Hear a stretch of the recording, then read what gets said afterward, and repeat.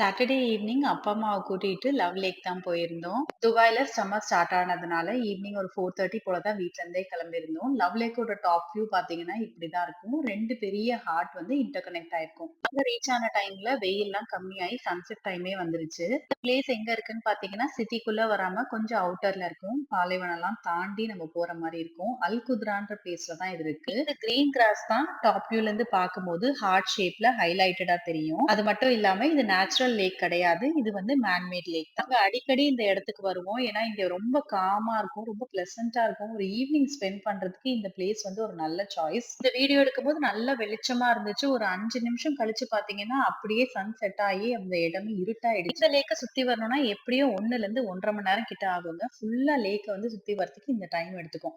நாங்க வீட்ல இருந்தே கிளம்பும்போது காஃபி தனியா, டீ தனியா ஃப்ளாஸ்க்ல போட்டு வச்சுக்கிட்டோம்.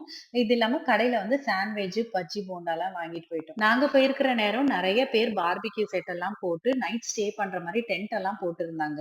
இது ஒரு நல்ல வியூன்றதுனால நெறைய பேர் ஃபேமிலி, ஃபிரெண்ட்ஸோடலாம் வந்து இங்க டைம் ஸ்பெண்ட் பண்ணுவாங்க. யூசுவலா குடிக்கிற டீ மாதிரி இல்லாம எடுத்துட்டு வந்துட்டு இந்த மாரி லேக் பார்த்துட்டே குடிக்கிறது ஒரு நல்ல எக்ஸ்பீரியன்ஸா இருந்துச்சு. ஒரு ஈவ்னிங் ஸ்பெண்ட் பண்றதுக்கு ஃபேமிலி, ஃபிரெண்ட்ஸோட இது ஒரு சூப்பரான பிளேஸ். உங்க வீக்கெண்ட் ஈவ்னிங் எப்படி இருந்துச்சுன்னு கமெண்ட் பண்ணுங்க.